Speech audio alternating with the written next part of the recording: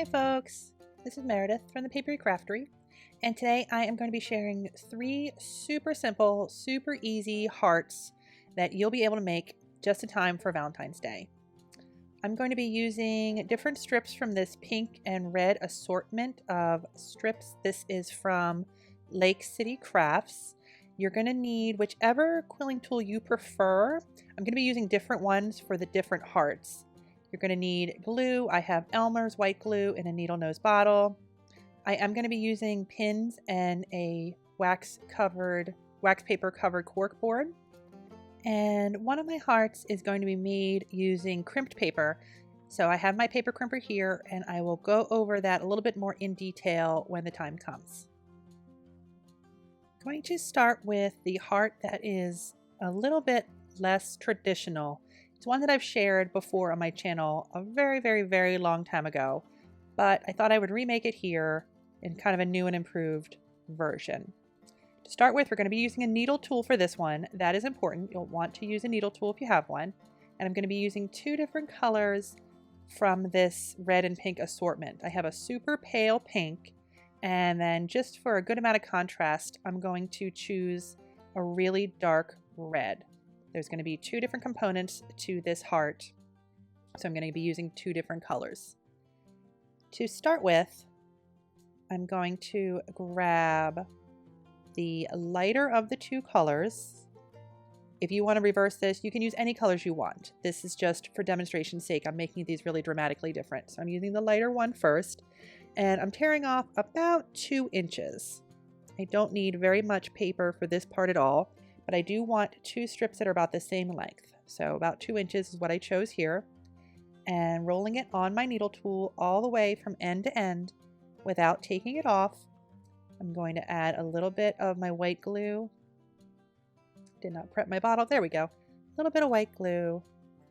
And I'm going to finish turning this so it all wraps up in one very small, very tight coil. Give it a couple rings and then pull it right off. That's what you're looking for, just a very small little peg. And do the same exact thing to the other side. Roll it all the way to the end. Add a little bit of glue. And then take it off your tool.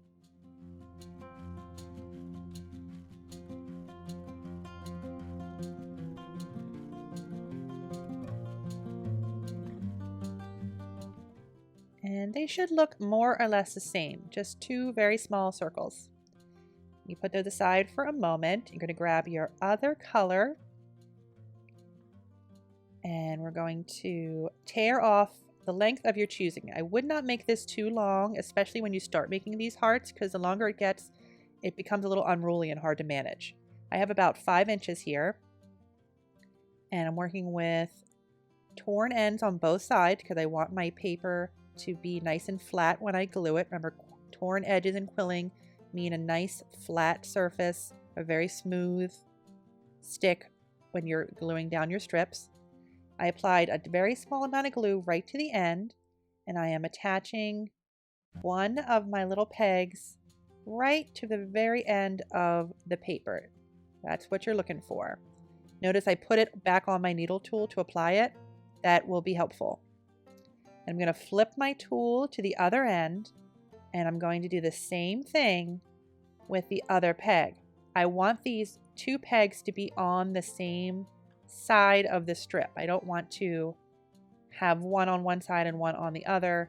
I want them both to be on the same side of the paper. So it should look something like that. So you can see one is not on the front, one's not on the back. They're both on the same side. I'm going to give it a gentle bend right in the middle. That's what's going to be the point on the bottom of your heart. And I'm going to put my needle tool back in one of the small pegs and roll it towards the center. Not all the way. I left about a ½ inch or so at the end. Take that out and do the same thing to the other side. Needle tool in, roll it down, and take it out. And that is a very simple way to make sort of an abstracted little heart. What I like to do at this point is add a small dab of glue between the two parts of the heart that meet, just to make sure that they stay together, because this is sort of fragile, being that it has so much open space to it. And I also find it easy to put some pins in there and keep it steady while it dries. It won't take long at all, and that is pretty much that. You can change the colors. You can make one side a little bit higher than the other for sort of like an off-center type of heart. I just have a whole bunch here. I would keep these on the smaller side. I do sometimes play with them on a larger scale, and it's kind of hard to keep them flat. The centers like to kind of boing in and out. I'm not sure why. I think it's just the paper just gets a little unruly, but play with it. See what you can create. Just a fun way to make a different type of quilling paper heart.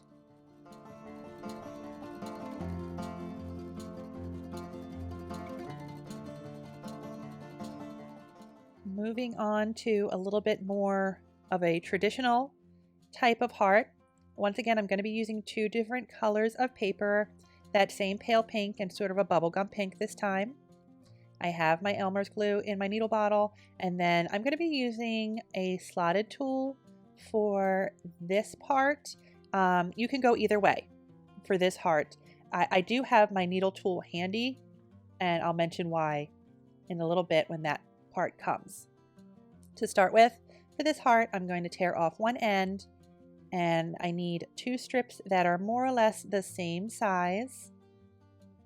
So to do that, I folded down a length that I thought would work and then tore that in half. You can measure these one at a time. You can use a ruler, whatever way you like to measure. You just want to make sure that you have two strips with two torn edges that are the same size. And rolling this from end to end. Then I'm going to take this off of my tool and let it open up a little bit. Apply some glue to the tail and let that seal.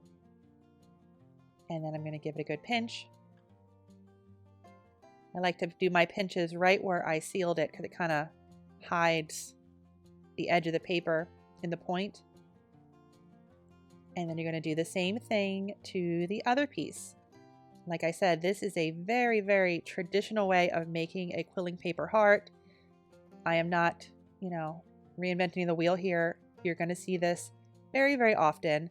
I'm going to add another extra detail to it in just a moment. Add a little bit of glue to the end of that one. And seal it and pinch it.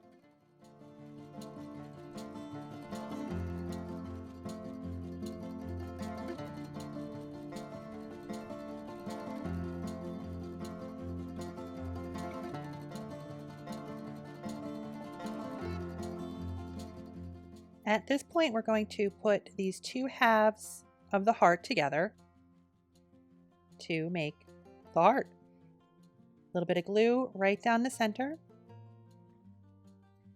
and put them together.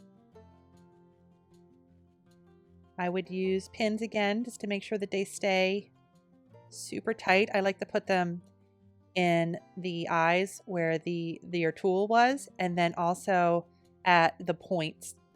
I prefer my hearts to get really, really close together. Sometimes the points want to kind of separate a little bit. But adding some pins just for a few minutes will really make that seal nice and tight.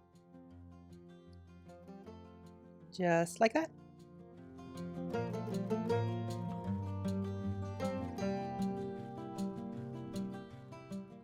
After a few minutes, your heart will be dry and you can take it off your wax paper. You are welcome to stop right here. Like I said, this is pretty much the way you're going to see most quilling paper hearts. But I'm going to add an outline of the contrasting color. I think it just makes them pop a little bit more, and it's just kind of a fun extra detail. So to do that, I tore an edge off of that pale pink paper. Get this bit of glue off. There we go. And using my needle nose bottle, I'm going to put a small dot of glue right in the very center of the top of the heart. I want to try to hide the seam of my paper that I'm wrapping it with. Put my other strip in there, and this is where I pull out that needle tool again. If you have that handy, or a toothpick or something small and pointy, even your fingernail will do here, is to kind of burnish it right inside that peak, and it really gets it to stick very quickly. So you can start wrapping the edge of your heart. You don't need to apply glue all the way around this as you're wrapping. You can if you want to, but it really isn't necessary for this part. I added another little dot of glue when I met it back at the top. Use my needle tool again to kind of push the paper right inside there. And it gets it nice and tight so that you can keep wrapping a little bit more. You can even make these kind of shooting hearts type of thing. If you wanted to have it kind of dangling, that would be fun. Gonna give it another wrap and another dot of glue. Use my needle tool to push the strip down in there to keep the shape. And I'm gonna give it one more wrap. I think 3 is good for a nice solid outline band. And keep going. When I get back up to the top, I'm going to push the strip back in without any glue this time. And kind of push hard enough that it makes a little line or a little bend, even bend it backwards a little bit. And that way I know exactly how much I need so that the end sits right inside that spot. And again, it kind of hides the end of the paper, so you don't even see it. These kind of remind me of those candy hearts that you get. I don't know if it's just the shape of them. I don't know what it is about it, but you know those little conversation hearts that you used to get at Valentine's Day? That's what these little sweeties remind me of. Any different color you like works. You don't have to go with your standard Valentine's Day colors. You can do these in any way that you think of, but I think it's that contrasting outline that really makes these kind of pop. This last heart is going to be pretty similar to the second one, but we're adding in the crimper element to it. So I have my red paper that I'm going to be making the body of my heart with, and I have my needle nose container, and then I'm using a slotted tool for this one. That is going to be important. I also have a contrasting strip that I've already run through my crimper, but I wanted to show, in case you haven't seen this before, how to use a paper crimper for quilling. Mine has 6 different sizes of wheels, 2 on each handle, and all I do is tear off a length of paper, put it in the size that I like. I'm using the smallest set of teeth here, and just give it a crank and it'll feed itself through. It goes very, very quickly. And that is it for the paper crimper.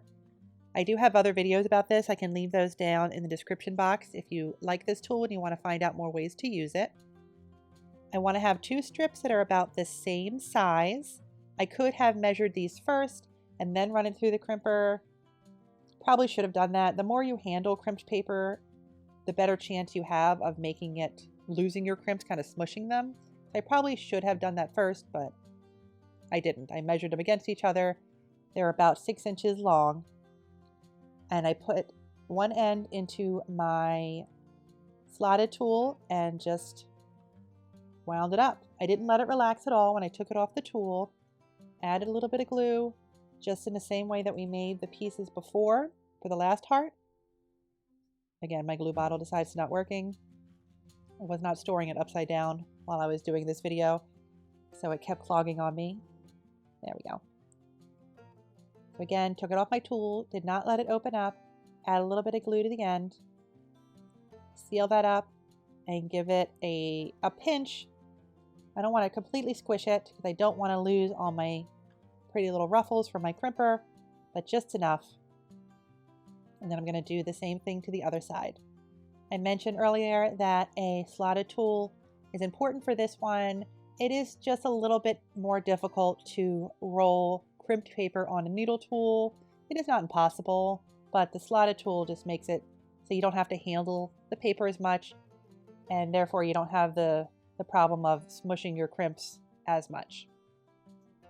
So same thing to the other piece. So these should be about the same size. And I'm going to put them together just like I did the last one, with a little bit of glue in the middle. And I'm going to pin them to make sure that they stay together. This time though, I don't really have any space between the layers to really put my pins on the inside of the heart. So I'm kind of making a little cage around the outside to keep them all nice and together. Oh. There we go. Keep them all together, and so that the top stays together and the bottom, that point, stays nice and crisp.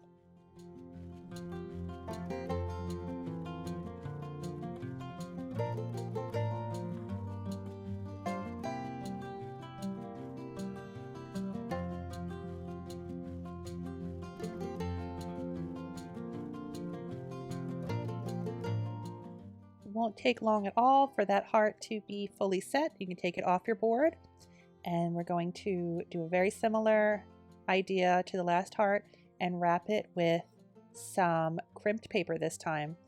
Very slight difference to the technique, which is why I'm sharing this version as well.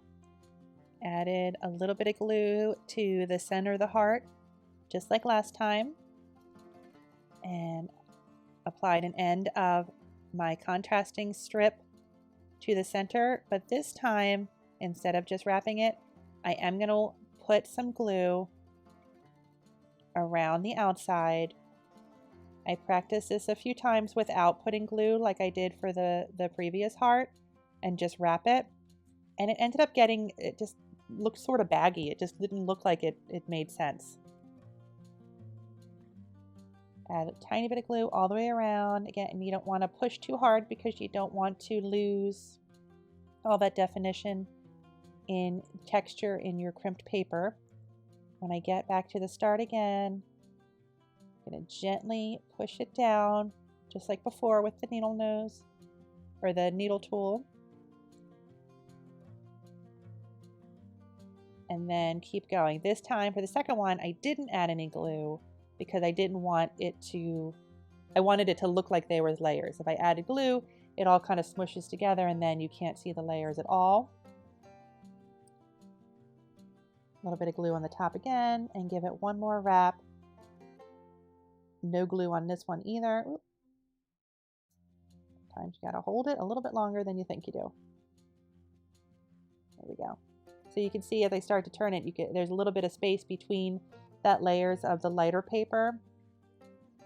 I'm really not wrapping this too tightly at all. I want to be able to see that there's 3 layers.